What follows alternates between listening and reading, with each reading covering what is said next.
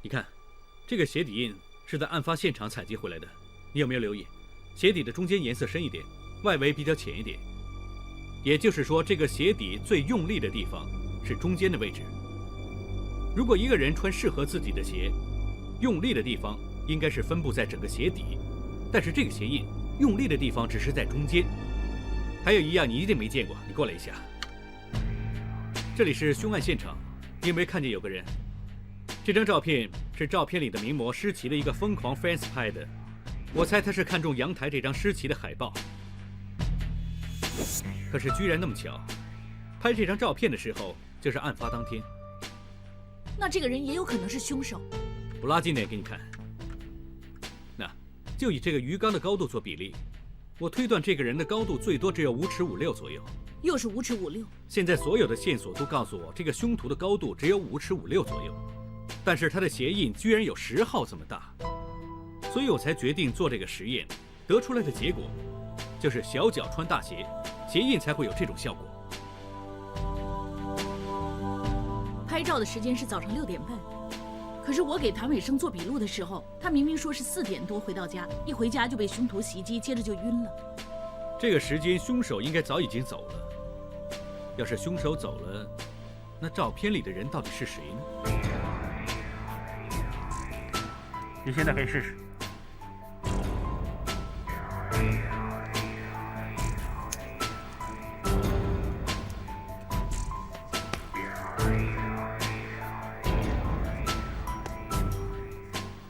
通常一个人年纪大了，脚掌都会长鸡眼或者是脚茧，而这个鞋底凹陷的位置，正好跟谭德脚掌的鸡眼和脚茧位置吻合。那这双鞋很有可能是谭德的。不错。也就是说，凶手故意穿上谭德的鞋来误导我们。可以这么说。凶手一直意图扰乱我们。首先，他在死者身上用另一把刀再加几个伤口，让我们以为凶手不止一个人。而且再穿上谭德的鞋，以为凶手身材高大。我们可以从零开始，重新再组织案情。首先，我可以肯定的，屋子里有5个人的指纹，4个是谭德一家4口，另外1个就是陈文迪，可是他有不在场证据可以不理。另外，屋里有4个人的血迹，3个死者，1个就是伤者谭伟生。我建议我们可以试试案情重演。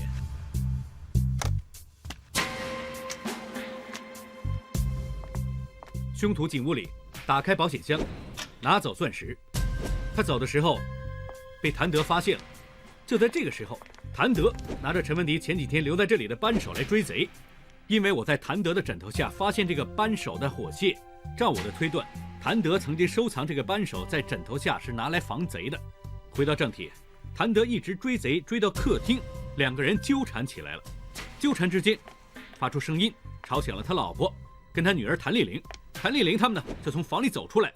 那根据凶案现场的血迹痕迹和尸体的干温，我推断凶手第一个是杀死谭德，第2个是他老婆，最后杀死的就是他女儿谭丽玲。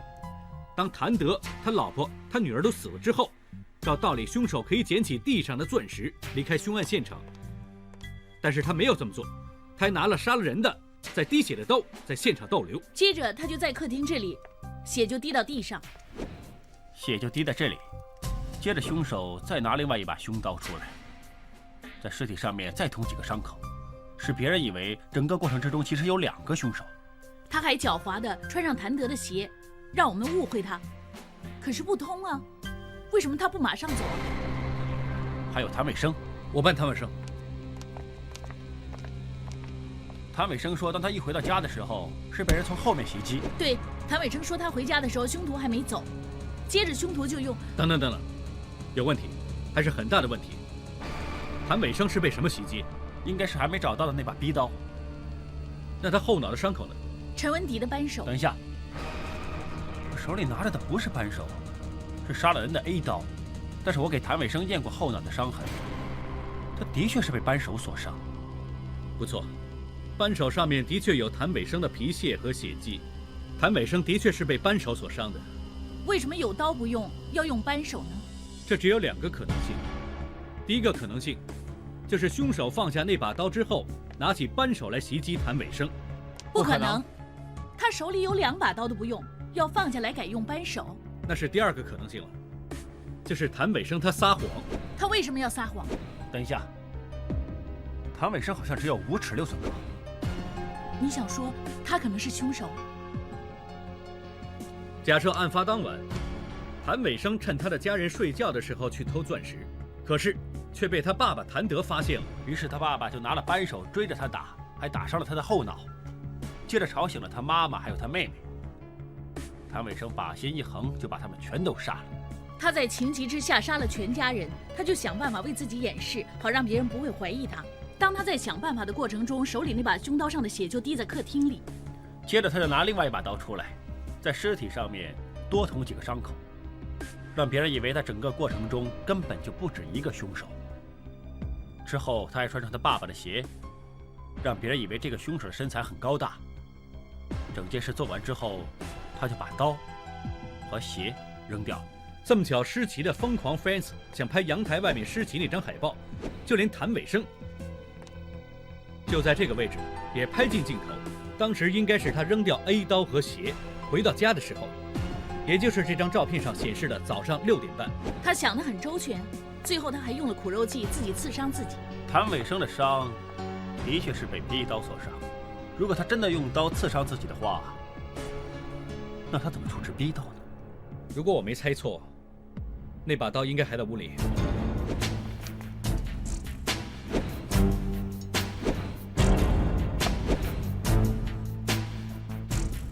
这把刀的厚度和宽度跟谭伟生背部的伤口很吻合，所以这把很有可能就是逼刀。这把刀洗得很干净，会不会踩不到血迹啊？那倒未必。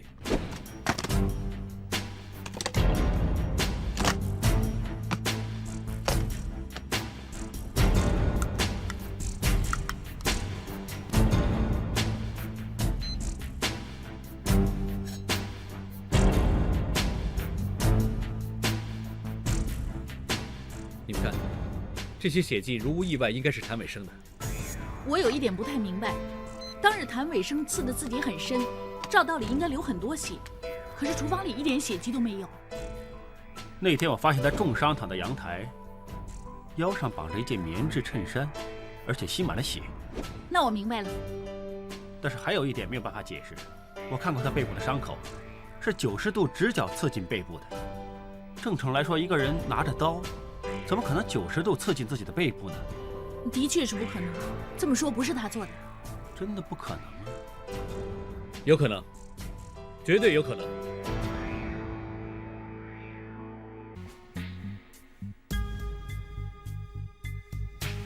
有时候人越想掩饰自己的罪行，反而会越容易留下来证据。那天我们法证在这里采证的时候，曾经发现一条染了血的棉质毛巾。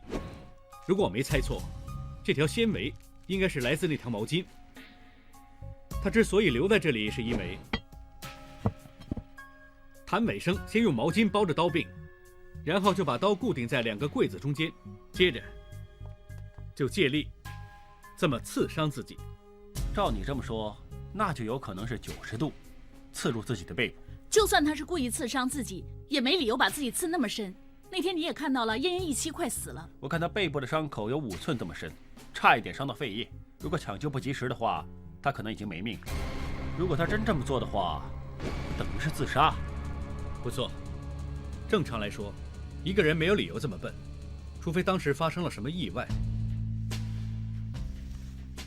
谭伟生在案发当日是穿着一双皮底鞋，而这个是防火的地砖。如果这些砖面上面有血迹，又或者踩到什么，就很容易滑倒。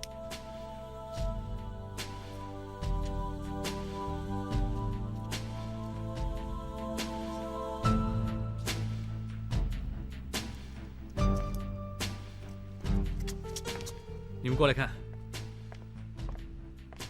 钻石。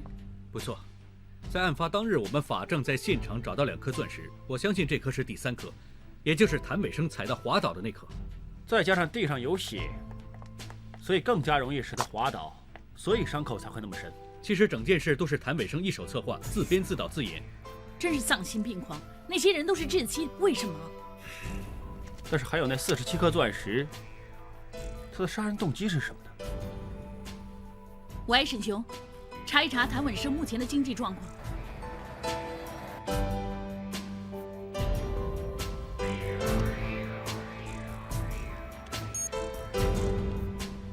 高 Sir， 谭伟生鞋底的细胶凹痕铸模和第3颗发现的钻石，不论是大小、尺寸和形状，都完全吻合。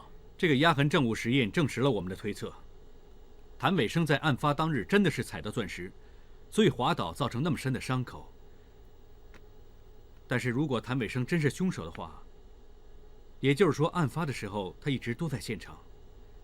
那么其余那47颗钻石到底在哪儿呢？高 Sir， 验什么？要不要我帮忙？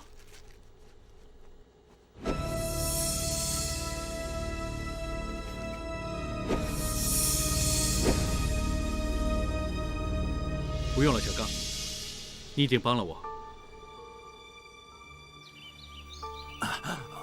谢谢警官。Madam， 我的头很晕很难受，为什么还要回来这里？我差点被人杀死，我真的不想再回来。不用担心，你不会死，有古医生照顾你。我带你回来是想重组案情。你也不会有好死的。这话怎么说啊，警官？你之前跟我说你的 IT 公司很忙，我们查过，我明白你为什么那么忙了，因为忙着还债嘛。你的公司根本就有问题，钱方面周转不灵。做生意借钱很平常，更何况我已经谈好生意，只是还没签合同，一签合同就回笼，到时候钱就松动了。什么客人？把名单给我看看。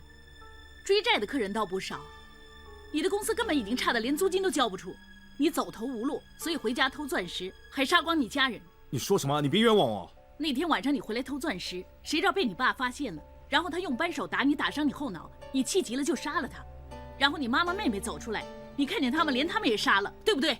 你胡说！你们警察没有用，抓不到凶手就冤枉我，你们偷偷的看见了。我伤得这么重，差点没命，我怎么杀人？因为出了意外啊！你很聪明，懂得拿毛巾包着刀，塞在2个柜子中间，装成被人刺伤的假象。但是你没想到你会摔倒，所以伤口刺得很深，差点送掉命。也是因为这样而误导我们，让我们以为你也是受害人。你为了得到那批钻石，居然杀全家，你还是不是人呢？你这么冷血的！我们有足够证据证明你是凶手。如果你还有一点良知，最好为你自己的罪行负责。神经病！我会这么没人性杀我自己家人？你说了算，查要讲证据，证据呢？好，你说我偷钻石，钻石在哪儿 ？Madam， 高 Sir， 高 Sir， 你怎么来了？哦，我看法政部的证物验来验去都没有结果，再来现场看看有没有证物可以拿回去再验。哎，你们也没闻到？闻到什么？腥味啊，好腥啊！这股腥味是从鱼缸里发出来的，你们闻不到吗？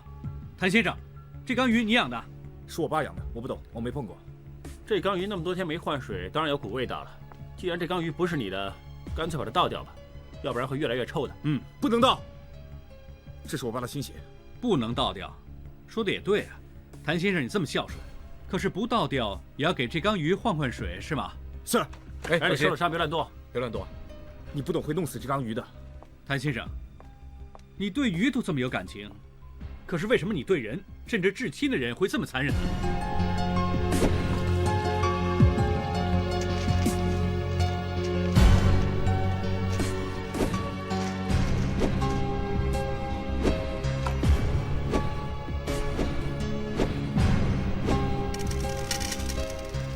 全都是钻石。原来小偷把钻石藏在鱼缸里。不是小偷，是你。你说什么Sir？你刚才说没碰过这缸鱼，可是我在案发那天你所穿的那件衬衫的袖子上验到有些青苔，这些青苔相信是你把钻石藏在鱼缸底的时候不小心粘在袖子上。Sir，这里都是村屋，到处都会有青苔了，说不定我不小心经过的时候沾到，不一定是鱼缸啊。不错，除了鱼缸，其他地方也会有青苔，可是青苔也有分苔和藓，光是中国就有2500多种。粘在你袖子上的叫羊齿苔藓，这种羊齿苔藓最喜欢生长在鱼缸里。至于跟你鱼缸里的那种是不是一样，我回去验验就一清二楚。也许高 Sir 说的太专业，你未必懂。但是现在已经天网恢恢了，你为了钻石，杀死你爸爸妈妈，还杀了你妹妹，你下得了手吗？死老头，不关我的事，是死老头逼我的。那天我只想偷钻石，谁料被死老头发现了。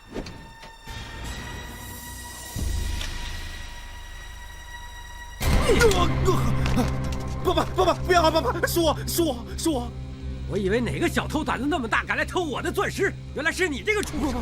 哎呀，什么事这么吵啊，老公？我不是想偷钻石的，我的公司周转不灵，我想借钻石周转一下。爸爸，干嘛偷呢？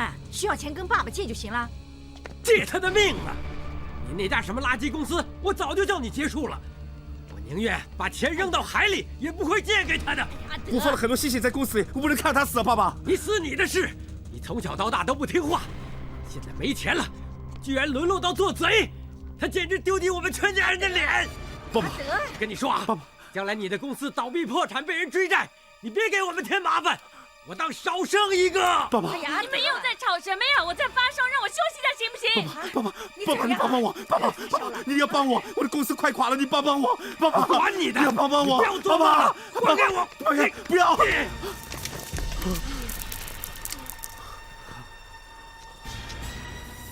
你这个混账！我报警抓你！哎呀，阿德，不要报警！滚开呀！滚开！阿德，学人家当老板，我报警抓你去坐牢，看你以后怎么见人！哎呀，你滚开！他是你儿子啊！干什么？你干什么？啊！你干什么？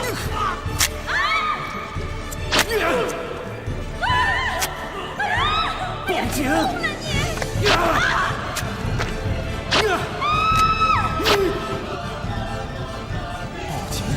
哥哥都要我死！不要！啊！